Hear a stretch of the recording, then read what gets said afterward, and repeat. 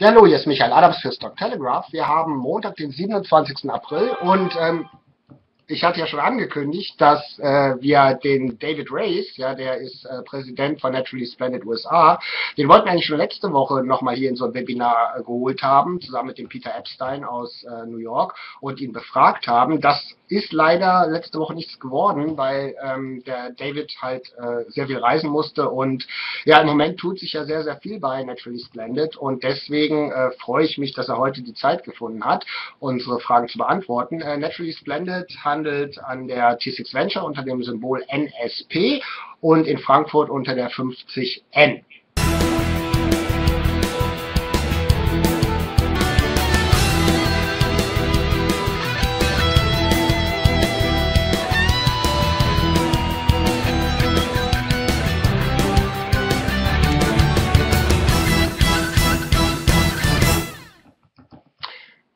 So, Dave, first of all, thanks for finally taking the time to talk to us, or finding the time. Yeah, we tried to touch base with you last week 2 times, and you were always traveling and busy. And but that's because, hey, we saw, Peter and myself, we are monitoring the company for a couple of months now, and there's a huge development in the company. Like every couple of days, you're coming out with a new news release. And actually, and that would be the introduction before we really talk about you, is the stock is halted since the beginning of trading today.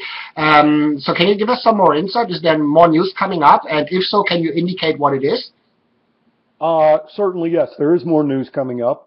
Unfortunately, because of the halt and the restrictions at the TSX, I'm not privileged to speak about it, but I'm sure that in a very few short hours from the time we complete this, the trading restriction, the halt will be lifted, and the news will be out there. As you can imagine, we have been working very aggressively on 2 key fronts in the company. One is the Omega front, which is the core business of NSE, which I believe everybody's familiar with, and then the other one is the one that I'm really spearheading right now, which is our strategy in the United States, and more specifically relative to Canada as it relates to the emerging hemp opportunity as it'll be coming in those regions. But again, the news that we're waiting for right now and what we've been working on is more Canadian focused and more in our hemp Omega strategy silo than it is our United States silo. Okay, perfect. Thank you very much. And also, I would like to welcome Peter Epstein from Epstein Research. The website for Peter is www.epsteinresearch.com. And yeah, Peter, thanks for helping me out again and joining me to interview David. I know that you, over the last weeks, have been in constant contact with David, and you told me that you have spent like hours on the phone with David, so you know him way better than I do. But what I would like to ask you first, David, is, and that kind of refers to this one slide which I had at the beginning, yeah, which shows yourself and Ted, and the title is, what do these top-notch guys know about NSP? And when I read the news release that you, and after you, a couple of other really big shots joined NSP in various positions, right? You're the president, we have guys on the advisory board and on the board of directors. So what attracts all these top-notch, big-shot guys, but especially, of course, you, to NSP? And maybe you can also make a reference to your background, yeah, at Pfizer and the various other successes you had. Okay, that's a pretty broad question, Mike, but I'll do my best to try to bring some clarity or some vision to it. And it's probably better for me to speak in general terms regarding others' decisions on why they have chosen to join the organization. You know, for myself, it's probably just a culmination of my background and my experiences that I think have just come together at the right time. You know, as you alluded to, I spent 25 years in the pharmaceutical industry at the senior executive level with some pretty major, you know, with some big players, Pfizer, GlaxoSmithKline, Novartis, and I had an opportunity to because of the uniqueness of my career, experience a lot of different business specialties, if you will, sales, marketing, operations, and more specifically international operations. And then from there, I left the pharmaceutical industry and actually did something very different, very unique, which was to pursue a nutraceutical business and a startup company in Salt Lake City, Utah. And it was really different, you know, going into a startup and coming out of the formal structure of the pharma industry and big corporation. I actually enjoyed it. I was attracted to the dynamics of the industry, to the speed, to the constant challenges, to the ability to make decisions that had immediate impact and didn't take 6 months to a couple years to see come to fruition. And in that success, we were able to take that company where I was operating as the chief operating officer from a couple $100 million to just slightly shy of $1 billion in a 2-year time frame. And from that standpoint, you know, I kind of got the bug that I really like doing the startup and entrepreneurial type things, and saw another unique business opportunity emerging in Colorado back in 2009/10 timeframe, when they were emerging into the legalization of marijuana and cannabis. And so I spent 5 years there, building that industry, being involved in it, getting to understand what was going on there. I developed some retail operations and industrial grow operations and analytical testing. And I came into contact with NSP a few years ago.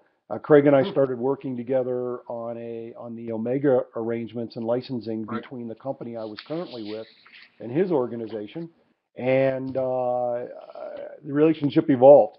And then Craig expressed an interest to me about wanting to get into the hemp oil business and the cannabinoid business in the United States, actually, and that was intriguing. I liked the company because of the opportunities that it presents. It's still young. Everything we do is almost new daily, and I think that we have a tremendous platform to build upon to make this a very, very successful company. And I like the fact that what I would call the base of the business, the Omega business, is very solid, and I think there's an opportunity for us to be able to play in that quite aggressively. But we also have an opportunity to play in what I would refer to, if you'd like to take a financial term, as some emerging markets. And that's how I would look at the United States as it develops in this hemp arena. Okay. Yeah, to be quite honest, yeah, and I've talked to Craig many times. The minute you were in one room with Craig, you probably didn't have a chance, yeah, to say no, because with his personality, he's so convincing, right? And very true. Very true. Okay, great. Peter, feel free to interrupt us anytime with your questions. Okay, I'll ask a question real quick. David, we've spoken on the phone at some length, and obviously you're in Colorado trying to lock down some industrial hemp crops. Can you update us on how that's going? Yeah, in a very brief, I guess to start out, it's going very well.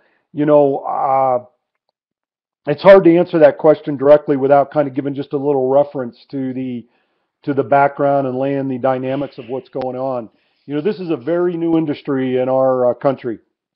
The opportunity to even grow hemp is something that we haven't been able to do in this country for well over 50, 60 years, I guess would be accurate. So as the regulators sort out what we will be allowed to do and what will happen, that presents challenges each and every day, because as I assume, but I won't do that your viewership understands the challenges we have in the United States relative to marijuana and its legalization, that while we allow it at the state level, the federal government still has challenges and views the product as not a legal substance. And right now, we're not sure exactly how they're going to view hemp when it reaches its full maturity state. But the state of Colorado is moving forward. They are issuing agricultural licenses. This actually, they started in the middle of March, and those individuals that are interested in growing are beginning the growing season now with an anticipation of a harvest probably in mid-August through September timeframe. Can you briefly say what other states are allowing industrial hemp to be grown? You know, there are a number of states that are looking at their bills right now. Missouri is one that's currently working on their bill. Oregon has agreed that they are going to move forward with that. I know that Kentucky is doing some experiment. I don't want to call it experiment research. Research grows in Kentucky. Tennessee is considering that as well. And I'm not clear, so I hate to speculate, but I believe Washington will be following suit as well. Michael? Yeah, so maybe from a German perspective, right? It's the situation in the United States, the legal situation is quite confusing. So let me try to put it in my words, and then you can correct me. So over the whole United States, marijuana, medical marijuana is illegal.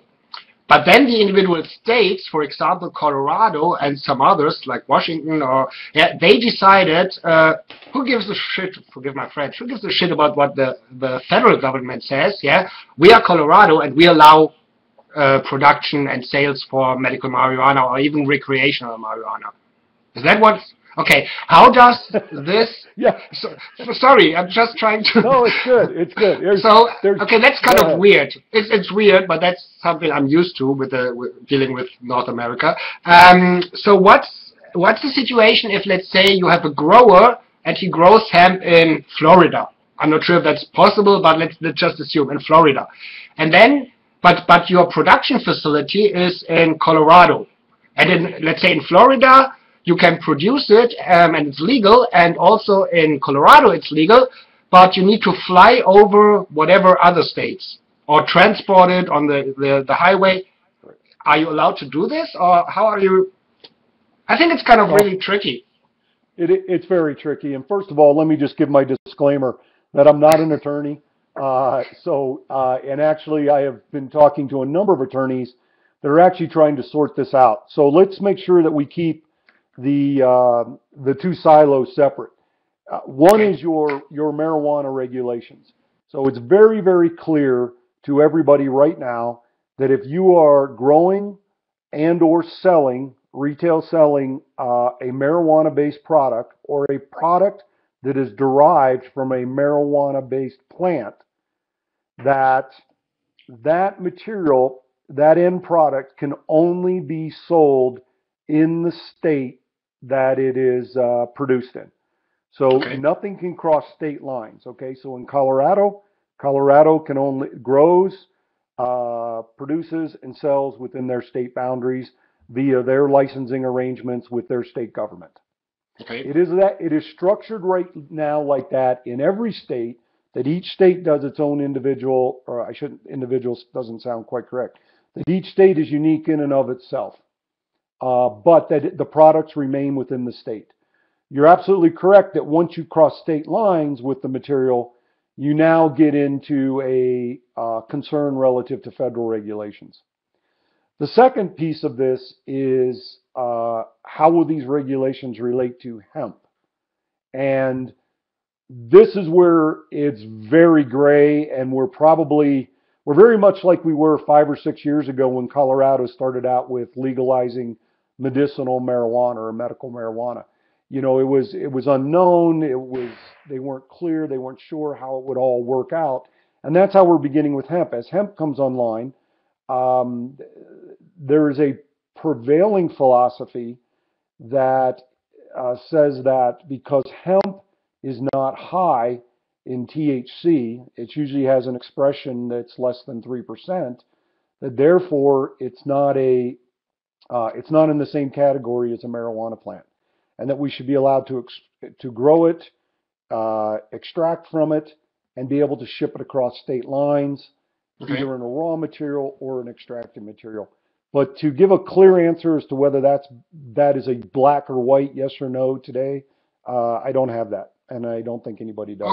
Okay. But what's the general trend? So from a European perspective, it seems that more and more states in the United States are kind of making medical, at least medical marijuana, legal.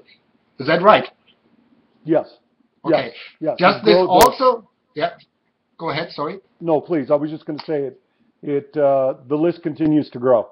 Okay. Does this also include the recreational part, or is it strictly medical marijuana? It depends on the states. The predominant direction of the majority of states that are coming online approving marijuana are doing it in the medical arena, not in the recreational. And that's very typical. It's probably what you would expect to happen. Begin with the medical, sort through the issue, see how you go, and very much like Colorado. They didn't take on medical and recreational at the same time. Okay. Well, that makes sense. So if you're for right now, let's assume you're producing your product in the boundaries of Colorado. So what's the demand that you are thinking of? So what could be the demand if you're limited to the state of Colorado? And or in other words, what's the population of Colorado? Well, the demand is very interesting because you've got Colorado's unique. So if we just want to talk about that, there's three different demand opportunities. Number one, you have the medical demand. I don't want to be held accountable for stating numbers that are inaccurate. Sure. So I haven't looked at them lately, exactly how many licensed medical users there are in the state. The last time I looked at it, I believe it was around 150 to 160,000 licensed medical users. Okay. The second component that you have are the recreational sales from individuals that live in the state of Colorado. And because they don't have to register, they can just come in and buy their product very freely off the shelf. It's kind of hard to tell how many are coming in and purchasing the product. You would assume that you might be able to back into that through sales. But you've got one more component, which is the individuals that come to Colorado out of state. So if you're traveling to Colorado on vacation or passing through or whatever that might be, you have an opportunity as a resident, a non-resident of Colorado, to be able to purchase recreational product as well. And, so the guys from the States don't have to go to Amsterdam any longer, right? So they can just go to Colorado. Okay. That's correct. Okay, that's what the Germans do, right? The Germans, they're just hopping over to Amsterdam and anyway, okay. Right. No, I think I get it. And it's interesting. The tourism business, I think, has experienced a boom in Colorado as a result of this. There are retail outlets that are saying, as a result of the recreational sales, it has exponentially increased their sales. So it's much more profitable on the recreational side potentially than it is on the medical side. Sure. Okay, Peter? Well, again, I've spoken with David about what's going on in Colorado, and we started off by saying that things are going well, but were you able to lock down any sources of industrial hemp? How much is being grown in the state of Colorado? Is it a large amount? Peter, that's a great question. I don't have the exact amount. I am currently, literally as we speak right now, locking down land contracts, which will allow me what's the word I want to say? A projected production, hopefully in August or September. One of the things that's going to challenge us in Colorado is, this has never been done before. So trying to understand how the seeds will react in the soil, how they'll react at this altitude and this latitude, as well as the amount of sunlight that they receive. You know, there's a high level of ultraviolet concentration in the sun in the state of Colorado. If I'm correct, I believe the state receives over 300 days of sunshine a year. You know, the experience that we can draw from is predominantly Canadian experience or European, which are on higher latitudes, if you will. And so we don't know.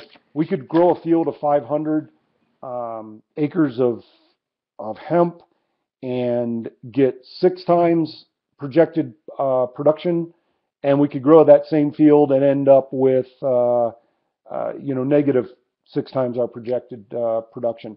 So until it happens, and then the farmers start to adapt and the seed genetics start to develop, I don't think you're going to really understand for 2 or 3 years just exactly what the full capacity and capability is of the state. Great, thank you. Okay, and maybe we're jumping around a little bit, but Yes. because we are, but that's no problem. It's a discussion. So You can fix that later in the editing. yeah, Right? no, no worries. So as I see this girl holding the Natera product, so and you said that you can't ship hemp-based products within the States, and I'm not sure where Natera is produced, but could you, in theory, sell Natera in the United States? Well, yeah, we have, and let's be careful when I'm talking about shipping hemp products. I'm currently talking about a CBD related product, a cannabidiol related product. Okay. We have hemp related products in the U.S. already. You can go to our local grocery stores and buy hemp seeds or hemp hearts.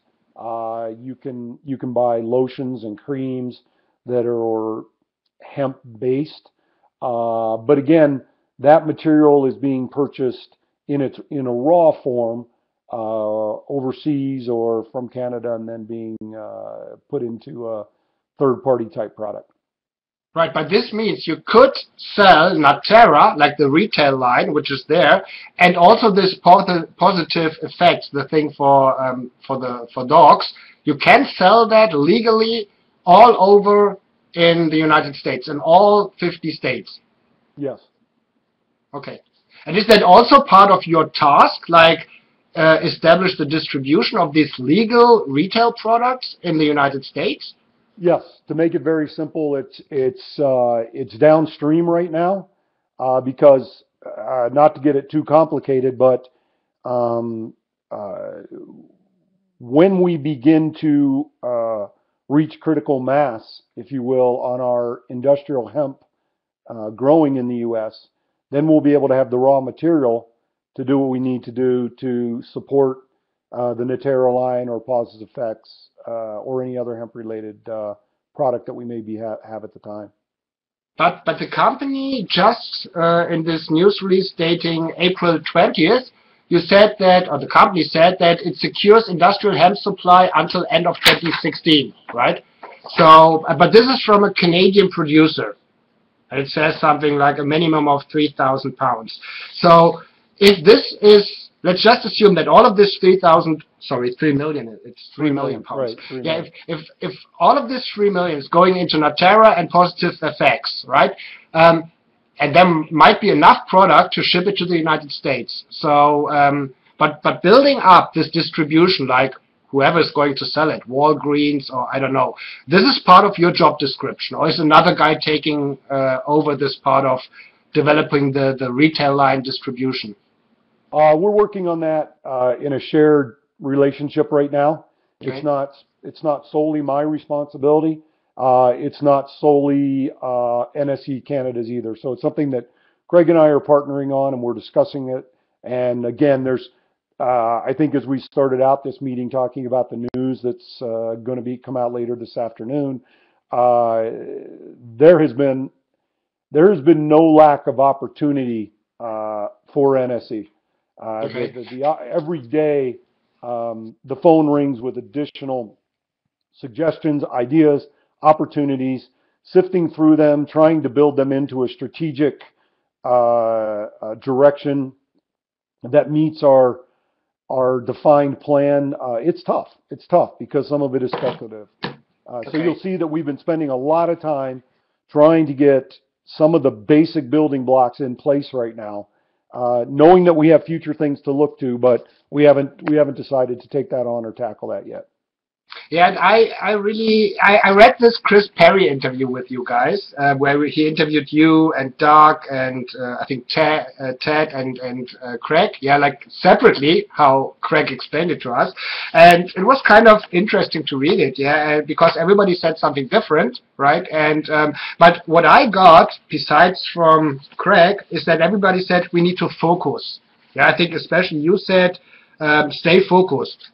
So what would be your, and to be honest, if I look at Naturally Splendid and all these developments, I also get confused, right? And I'm not sure about Peter, yeah, here, but I get confused because you do this, and then there's this industrial hemp, and then you have the positive effects, you have Natera, and then you have, yeah, all these different things, yeah, let's say pieces of a puzzle. Yeah, but right now the puzzle doesn't really fit together. It's all still there on the table, and you have all these puzzles. But I think what I'm trying to say is, what's your primary focus right now? So what is it where you spend most of your working day with? For me right now, it's the United States. It's trying to understand what's happening as it relates to, and let's, again, not to confuse terminology, in the hemp/industrial hemp marketplace and arena. It is more than a full-time job right now to stay up on each component and the daily changes that occur relative, again, to regulations, to growing opportunities, to potential sales opportunities, and down the line. Okay. Peter? Yes. A deceivingly simple question, which I don't think is intuitive to perhaps lots of viewers, but the sativa plant itself, it could be marijuana or it could be industrial hemp. And when you try to describe that to investors, even friends or family, how do you describe that in a succinct way? It's a great question, Peter, and it's I think it's simple, but maybe I've been around it for a long period of time. Typically, both plants express very, or both forms of the plant. Let me back up. You're right. So there are, cannabis sativa is the name of our plant at the top of the house, if you will. And each plant, or each cannabis plant produces two different types, marijuana and a hemp-related. The basic simple differentiation is the marijuana plant has a cannabinoid expression of THC. The component that people are familiar with that gets you high or gives you a euphoric feeling or whatever you're after there, something that it, psychotropically alters your persona, if you will. The hemp plant is relatively void, or as I stated earlier, has a lower expression of THC, basically to a level that you would not get that psychotropic interaction. So the way I like to sort of make an analogy is a hemp plant is very much like non-alcoholic beer. There's little or no expression of alcohol in it, and you're never going to get any effect from it, regardless of how much you were to consume.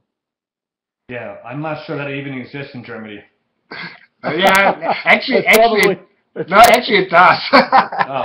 But it's kind of a decaf latte or something, yeah, right? So I think that's kind of a trend, yeah, that everybody wants to enjoy the products but doesn't want the side effects, yeah. Like we have Diet Coke, yeah, we have non-alcoholic beer, we have decaf cafe, right? So all this crap.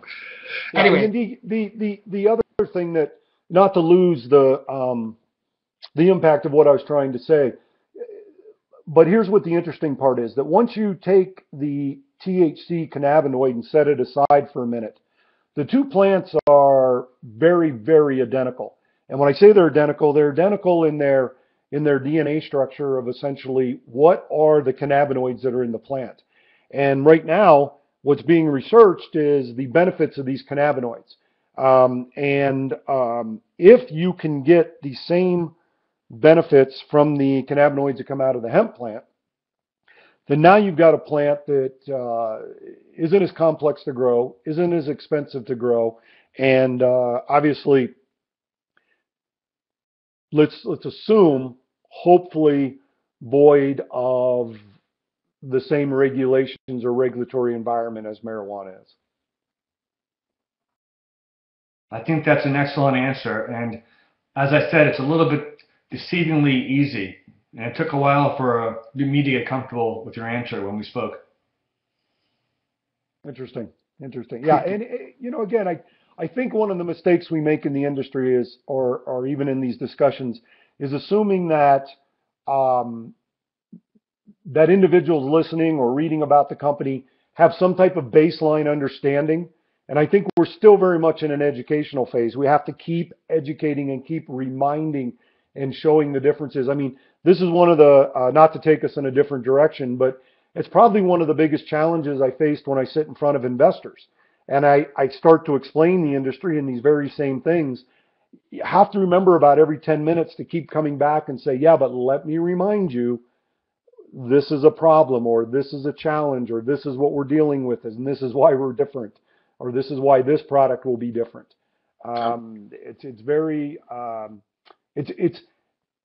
it's complex in a very simple way. It's strange to say, but it is, to get people to go, right, I'm keeping all those different points in my head at one time while I'm trying to continue a discussion, because nothing can be done linear or in a silo by itself.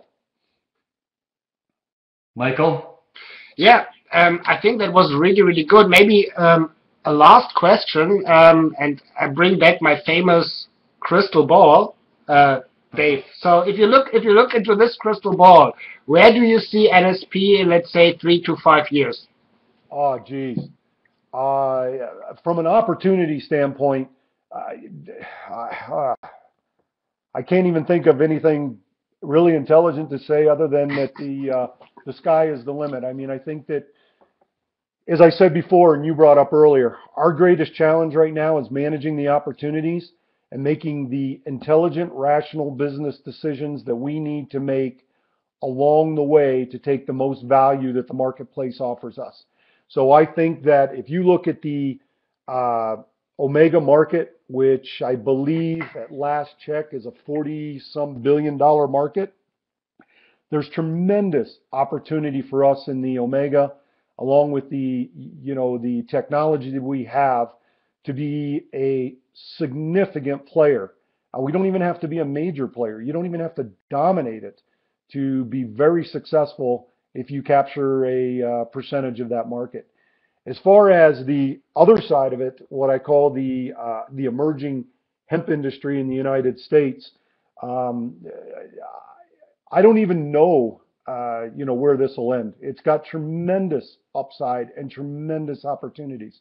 And I think that's what's happened is everybody has been so focused on marijuana because it's exciting, it's unique, it's sexy, it's cool to talk about. Everybody seems to have some opinion and relationship to it. Hemp's kind of coming in under the radar screen a little bit.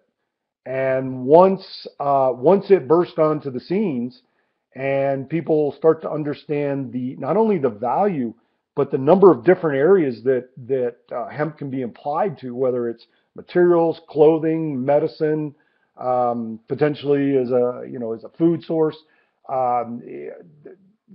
it's going to be very interesting to see itself sort out. And I think, going back to our first question, it's the reason why I decided to join this organization. There is tremendous opportunity, and I like the landscape, and I like where we are positioned right now in that landscape. And I think that that's probably what each person who comes to the table, whether they're in an advisory capacity, employment, or on the board of directors, that has this experience, or heavy hitters as you've been talking about, I think in their own different way, each one of them sees that opportunity and a chance to really guide something that can be big and unique. I guess that was the perfect final words. Peter, if you don't have anything to add. No, I agree. I think that's a good way to start the interview. Okay, so David, thank you again for taking the time. I hope it was valuable, guys. It was really good. And so we keep fingers crossed, for all your endeavors, and hopefully, within a couple of weeks or months, whenever there's something going on, we would love to have you again, and then we can discuss in even more detail.